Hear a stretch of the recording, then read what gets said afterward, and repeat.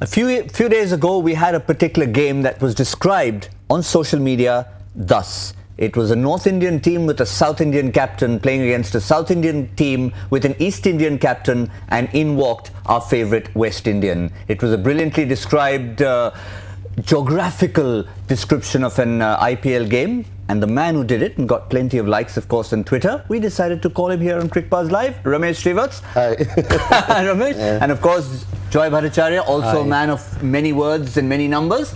Not many words when I'm sitting beside him. But numbers, yeah. Great combination. Yeah. Do you remember how many likes you got on that one? Or no. Most of them undeserved, but yeah.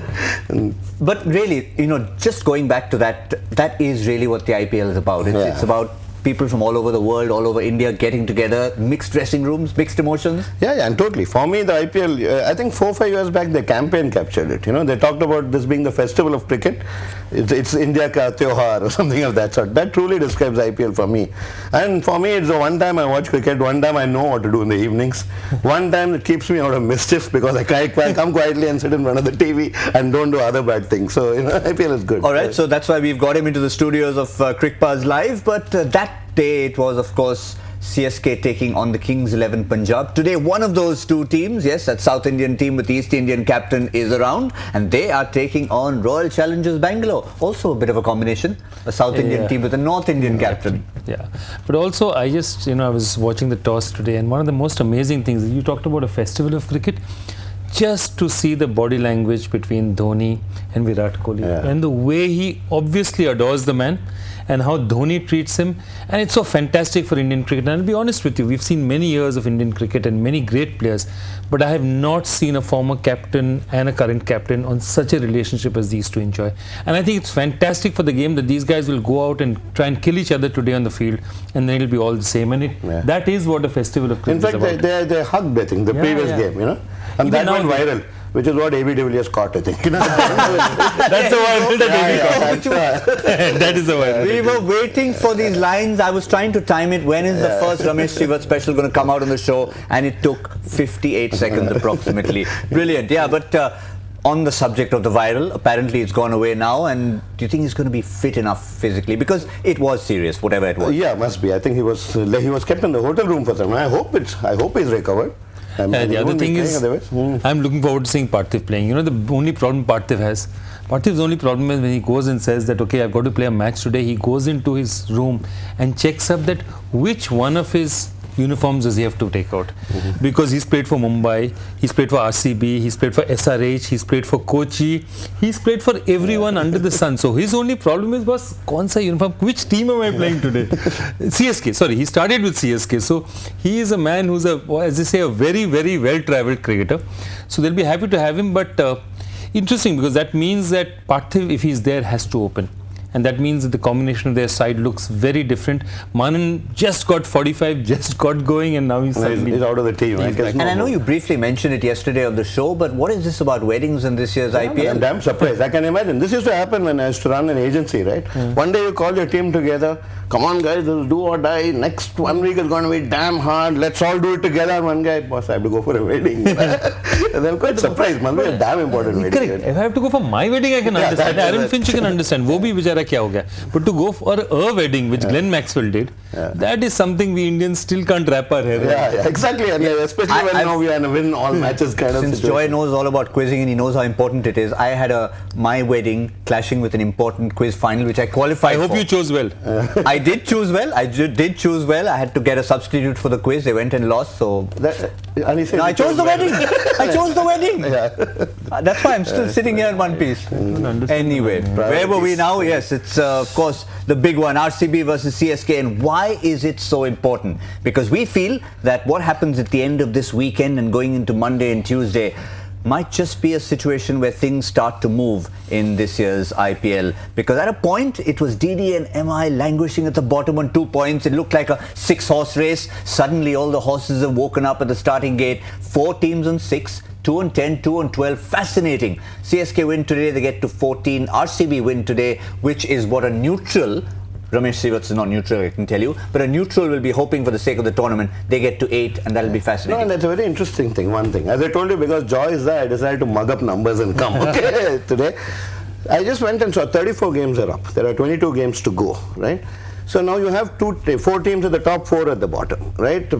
How many matches do the 4 teams at the top play each other? Actually 4. How many matches do the 4 teams at the bottom play each other? Only 4. So there are 14 matches which are actually from team 1 the top versus team at the bottom, which means there's plenty of time for them to catch up. You know, as long as the team below keeps winning, you could get a situation where all 8 teams are in contention. Yeah. You know? But what I love about it is every other captain, even the captains at 5 and 2 and 5 and 3 are sweating. MS Dhoni is saying, boss, I'm trying out bowlers now. Because of course I'm going to qualify. The question of not qualifying does not exist at all. End of the tournament, he's already there. He's already thinking about that. Says, okay, I'm trying out bowlers, I'm trying out options, somebody will play today. And that must be so horrible for the other teams. You know, they're fighting, scrabbling that we want to qualify. Now Dhoni saying, qualify karne ke baad kya karna hai? In fact, today use that word. So that we are right by the serious stage. This is not serious for him. He's done enough already, thinks MS Dhoni, that at this stage of the tournament they feel that they are already in the business end. But plenty of changes on both sides. 3 to be exact. 3 for the Chennai Super Kings, 3 for the Royal Challengers Bangalore. 1 of course an enforced change thanks to Quinton de Kock heading back to South Africa. But let's show you the 2 lineups. And let's start with the Yellow Army, and the 3 changes are, as MS Dhoni mentioned, Dhruv Shore comes back into the side, Faf du Plessis is out, David Willey is the overseas change, so that's David Willey in for Faf du Plessis, and Shardul Thakur is fit again. KM Asif from Kerala, who didn't bowl too badly, but I guess the experience of Shardul Thakur partnering Lungi and Giri makes this look like a fairly decent bowling lineup overall. See, also what they've done is they've taken out Faf. They've taken out basically a batsman and replaced him with another all-rounder, which is maybe a good sign, because again he's just trying out bowlers. But the fact of the matter is that means he's probably telling the other people that I haven't solved my death bowler problems. David Willey, here's your chance to also put your hand up and be noticed out here. And Dhruv Shore there, I just think in the middle order he's just trying to give a message again a message out there that you need to bat and you need to score. One good thing is Raidu going back at the top. That's in a way, I think, you know, Faf was batting at the top and Raidu was pushed on. Exactly. 32 of 32 balls. Yeah. As you know, very rightly yesterday Gaurav was talking about, you've played 1/4 of the innings for 30 runs. That's simply not good enough, especially if you're in the... And of course, when you have someone like David Willey in and you've got a few wordsmiths in, we'll try and find the best Willey tweet of the day. I can tell you that. Going back in history, the one that we all remember. The question fondly, is the bowlers holding the batsmen. Really, that we all remember. Brian Johnston was speechless in the commentary box. The question is, how will he do? Will the Willey rise or not? That's the question today. Willey or Wanty? Willey or Wanty? That's much better. That's much better. It's a family show. Let's keep it that way. But just to stay a moment on him, it's an unusual thing to have someone Willey or what? Willey, yes. The question is, it's not will so he get a unusual chance to bat and show his wares, because he's actually got a T20 100, and it's very rare for a person with a T20 domestic 100 to be batting that low down, especially for England. Yeah, true, I guess. Show his wares is also a nice thing to say, you know, about him. But I think, it depends. They're chasing, right? Yeah, I guess it is a bit late for him to be playing, if at all he plays. But MS Dhoni's plans are in MS Dhoni's head. Correct, and this is all trial matches. For semi-final, Now, we also felt, before the toss happened, certainly the person leaning towards RCB, Ramesh Srivats, thought maybe it's not a bad toss for Virat Kohli to lose. And RCB fans, I think, feel so, because with AB back, them batting first may just be a good thing. And that's exactly what's happened. They have lost the toss. They will be batting first. And they've got, of course, plenty of firepower there with AB de Villiers coming in. Parthiv Patel, we know he only bats one way when he's asked to open the batting. Even more aggressive than Quinton de Kock has been. McCullum has started to show that he's got some responsibility. Doesn't go from ball 1. And you add Virat Kohli and a flowing Mandeep Singh to that lineup, and you've got some serious firepower up there. I think about firepower, I was just saying Washington Sundar, I mean, the only logical thing I'm thinking about is that because he made his debut under Dhoni, not under Dhoni, but in that Rising Pune team, they probably think he knows them well enough. I mean, they know him well enough, and bowling an off-spinner against him is not the greatest idea. Ashwin also used to play for Pune, so in a sense, like for like. Interesting, very interesting. They like for like, and maybe it's a number of right-handers in the lineup. I'm just thinking. I mean, otherwise, Washington Sundar is a more capable batsman, definitely, than Ashwin, at least at this point in time. But I guess... And provide variety in spin if he bowls. You know, you have Chahal in any case, in the team. But I guess they're feeling that if the top 5 or 6 can't do it, you don't want to be relying on someone like Washington Sundar to provide you key runs. But what about Parthiv Patel at the top? Yes, let's remind you, Quinton de Kock has gone for someone's wedding back in South Africa. Maybe by the end of the show, we'll try and bring you a scoop as to exactly who it is and why he is so important, or why she's so important. Exactly. We're assuming it could be a he, buddy. But yeah. So is he going to dance at the Bharat, or is he going to sob? You know, depending on what he's going for, right? All right. Well, the person who's going to be dancing and not sobbing is Parthiv Patel, because he's finally got a chance to come back into the side, opening the batting as he really likes to, and he's been a revelation whenever he's been allowed to open at the top of the order. Yeah, I mean, just look at it. 2,300 runs is not a joke. I mean, though you have to say that for a batsman who bats right at the top, 117 is not the run rate. Slightly below par. Yeah, but he's been, the other thing is... But I've seen him bat at important matches. You know, he usually rises to the occasion kind of batsman he is, you know. Like Willie rises to the That's going to be the theme of today. But my point is simple. That 117 strike rate, when you look at, also look at the fact that he started playing in 2008. Between 2008 and 10, 11, 12, 117, 120 was a decent strike rate. The problem is that he hasn't really sort of accelerated the strike rate, and I'd be interested in seeing what those figures are from 2015 onwards. Also, if we could possibly separate those figures as an opener and lower down the order. See, Parthiv Patel playing lower down the order is like you're playing a test batsman lower down the order, because he just doesn't have the strength to clear the field. So you could try a few trick shots here and there, but once 5 people are out there, it is difficult for somebody like Parthiv. But one thing out here, I hope he bats well and bats fast. Batting slowly at the top with Kohli coming at number 3 is a bit of a waste. See, the only reason that Kohli should not open and not play out the 20 overs, if it's like on Kemkada kind of approach, the 2 guys go insane out there. There's absolutely no point to have a safe batsman who's scoring 45 of 38 runs and wasting 8 overs, and Kohli walking into the 9th. So I think the mandate should be clear to these 2 guys. Go out and hit. We have the 2 big boys waiting. You're going out there to go at 10 runs and over and try it out. If it works, great. Otherwise, we are back to plan A, which is Kohli, right, coming in. Yeah, and the whole idea of pinch hitters is why they're more important in the T20 game is because it's 20 overs. So, okay, 4, 5, 6 overs gone. Even if you've lost wickets early, you shouldn't be down to 6 wickets or 7 wickets. So, it's always okay. So, it makes sense exactly only under those circumstances. I still doesn't make sense for me, but anyway, that's another... That's the one reason you can keep Kohli back is if the first 2 guys do something which Kohli wouldn't have done in that place. Right? If they're going to do exactly like Kohli, why have them there? Now, I can tell you one thing. If you have a look at the next set of numbers we're going to show you, it'll probably tell you that even if AB de Villiers hadn't fully recovered from the viral infection he had, they would have pulled him out of bed and thrown him out in the middle. Because this particular ground in Pune is where he's done extremely well. In fact, every time RCB have played there, they've played 5 times. He's been man of the match on 3 occasions. And there you can see those 3 occasions. Against the Pune Warriors in 2013, got a quick 550, then a typical 66, and then 83. The strike rate's insane on every single occasion. Of course, RCB won on every occasion. Of course, he was man of the match every single time. So he likes this ground. No, he's just... And maybe I think it's not the smallest of grounds, and to be honest, it's not the easiest of grounds to bat on also.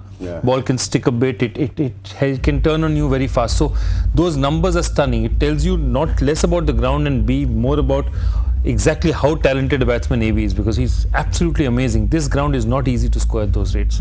But those 2 200s have been scored this IPL so far in this ground. So I think it's become like Bangalore, a bit of a schizophrenic ground, right? Half and half. Just with less rain. In a way, Pune is a home match for Bangalore. Look at it. It's one lazy cantonment which developed rapidly, right? It's got IT companies. It's got lousy traffic. It's got decent weather.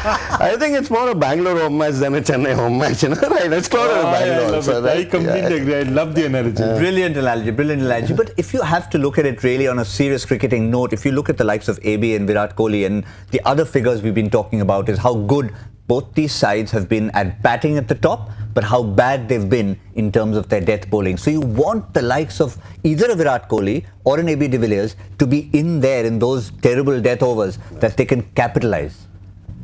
I think batting that deep down the order is important for them, but more importantly, today's match is a matter of making a statement. You see, with this Chennai team, you're not going to end up, if you do a 160, 170, 180, you could get smashed.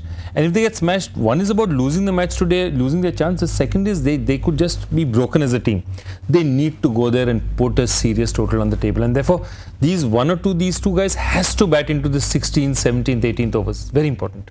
Yeah, let's just show you what these numbers are all about in the death overs, because if you have a look at the list, and that's what it tells you. Not just in terms of the economy rates, but look at the number of bowlers used, and it's in double figures for RCB. That tells you, who am I going to turn to? And you're bowling one bowler in one game, you maybe have someone like a Grandome around and the likes of who you don't even use. So 10 bowlers used, 12.68, and that difference between them and an SRH 5 sounds like a small number. In this context, it's astronomical. See, the only good news for them is at least they found one guy. Saudi is one guy who's reliable. They've got one guy at one end. I actually, after seeing what KKR did, I wouldn't be surprised if Chahal bowls a few pretty late. Because it is one of those things where if you swing, if you miss, I hit kind of thing. They need to solve that well. Also, given what Chennai is going to do with them, they just have to be very careful that they don't allow it to go, because at the end of the day, they're defending as well. So they could be in a large amount of trouble if they don't do it this time. But at least 50% of their problem seems to be solved, which is Saudi. And Siraj over the last two games has been improving, And so something, it's obvious they use more players because their death is not working. You have to keep trying. Going, Ramesh, at the start of the season when Simon Dool was a great advocate for bowlers to be given man of the matches, and the only exception we made was for RCB. So having an RCB bowler get a man of the match would be like almost having no traffic on the streets of Bangalore. Yeah. it was a little strange to fathom that. Yeah. Has anybody ever got an RCB? No, not yet. Very rare. So Saudi was in RCB bowler getting a man of the match award. No, but I don't know. Umesh got it. Umesh got it, yes. But Umesh got it up the order.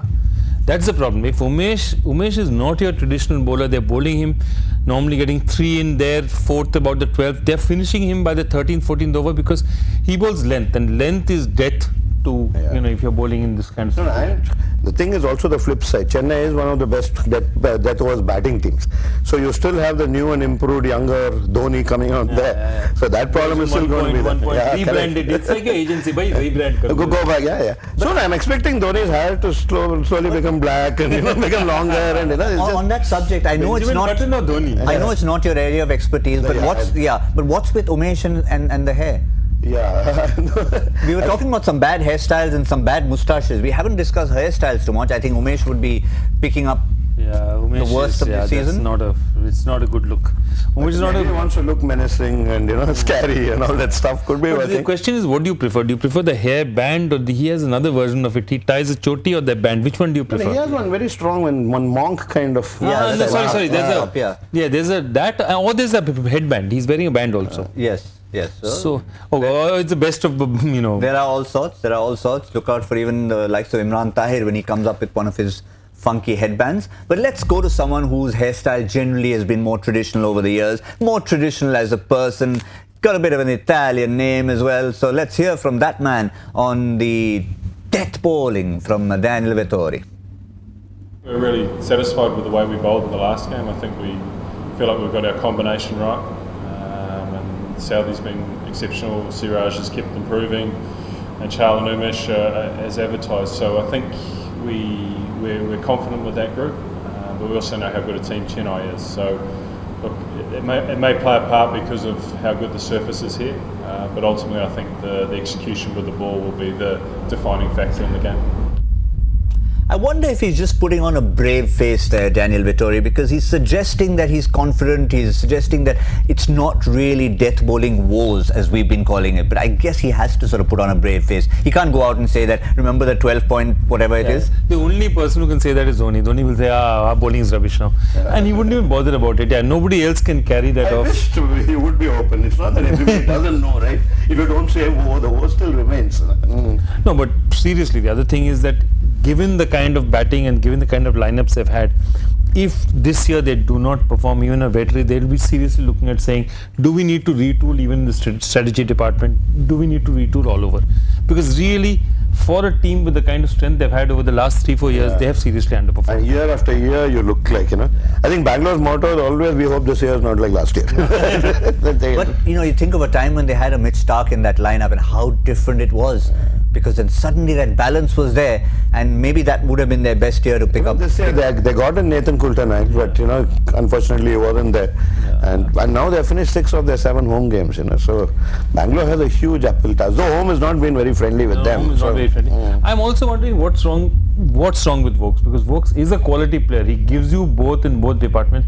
Somewhere he's lost the faith of either the captain or the coach, that somehow they don't want to play him, because he is an excellent bowler and he's performed against RCB I suppose if you take Vokes and Saudi, you're talking about leaving De Grandhomme or McCallum. Yeah, that's the call you have to take. Yeah. Because AB de Villiers is fixed. They both sound alike and they both haven't performed, Vokes and Stokes. It's something in the name there. Yeah. But the whole discussion a few minutes ago was about the two men at the toss. What a wonderful equation they have with each other. But on the field of play, it's very different. You want to know Kohli's record against CSK and Dhoni's record against RCB? It's phenomenal. Let's take a look at some of these numbers, because really when you step up against that familiar opposition, most recently of course we know Dhoni, but let's first focus on Kohli against the Yellow Army. 20 innings, averaging 42.59. Not maybe quite the Kohli-esque strike rate, which would be closer to around 140, but still, those 6 half centuries. Again, as I said, a lot of those, because remember, CSK didn't play in 16 and 17. So that 126 strike rate would be a relic of much earlier times. I think he scores much faster now. He's amazing. And again, see, Kohli always has this ability to lift himself for the big game. And CSK versus RCB has been a big game in the South. It has always traditionally been a really big game. He's always lifted himself for it, and he's going to give it his all today as well. I mean, he is a big game performer. In fact, the last time I was on this very show, it was CSK versus RCB, because that was the day when we saw a Dhoni special, a true Dhoni special. It was a high-scoring game, and he finished off in style, and those again are big numbers. Very good point made by Joy about Kohli's figures against CSK, given that they haven't been around for a while. But Dhoni, again, this against RCB in the IPL, and this would include not just for CSK, it would also be for RPS as well. Dhoni scoring against RCB when he comes into bat at number 6, being the highest scorer, it's just amazing. And I think he's just a phenomenal player, and lifts his game. Also, it doesn't hurt that Bangalore, for Dhoni looks at Bangalore, wakes up with a smile on his face, says, oh, we are batting in Bangalore today. A round of that size, he just loves it to that altitude. But you'll have to say, no matter how well Dhoni batted the last time, Bangalore were a little bit generous. Corey Anderson comes for 1 over, then again thrown the ball. Dhoni's eyes must have lit up. Dhoni's eyes, Corey Anderson, as I said, Corey Anderson, by bringing him on the flight, it's like giving UNA to a country here. I mean, Corey Anderson at this IPL bowls at 125, 130, does not unidimensional, cannot hit spinners. For him to be given that responsibility and to be given that much money, frankly, just completely gets me. Do not understand. And of course, he was a replacement. Who did he replace? Coulter-9, right? Yeah. So actually, what they needed was a genuine fast bowler. And there are enough of them around. Actually, if you look at it, there are enough around. All right, we're going to get some predictions on the show as we like to do, but before that, of course, the all-important red table is what we're going to be talking about, because it belongs here for the moment, but it could be going somewhere else very shortly. Joy factor time. Here goes. This one is a slightly different one. What unusual connection is there between the stadium in which the Washington Sundar made his IPL debut and the one in which his current bowling coach Ashish Nehra got India's best ever World Cup bowling figures? Unusual connection. If you get the stadiums, work out the connection, it's a fun one. Yeah, and we want you to, of course, hashtag Cricbuzz Live, get those questions in, because, of course, you need to tell us not just the connection, but you need to tell us in that why you think you deserve the red table, because it's been answers coming in from not just all over India, but Joy, from all over the world. Yeah, the last, I think, red table I thought was going to Leicester, but apparently it's going to Leeds. So, I mean, you are anywhere in the world, that red label will come towards you. Red table. Did you say red label by any chance? Red? No. No, that too. Maybe it's a bit early. But it's never too early. It's always 5 o'clock somewhere in the world. Yeah, absolutely. Okay, prediction time, gentlemen. We've got RCB. You had your wish, lost the toss, and they're batting first. So give us a prediction. Not what you hope they'd be, what you think they're going to be at the end of 20 overs. Oh, just the score at the end of 20 overs? Score. Oh, that's easy. I would go with about 210. 210, Joy? 210 sounds like the time. 2 out of the last 2 matches in Pune, they crossed 200. So Fair enough, RCB does it now. Okay, I'll go more conservative, 190. Oh, that's somewhere where I was going to go anyway. Am I going to be in between?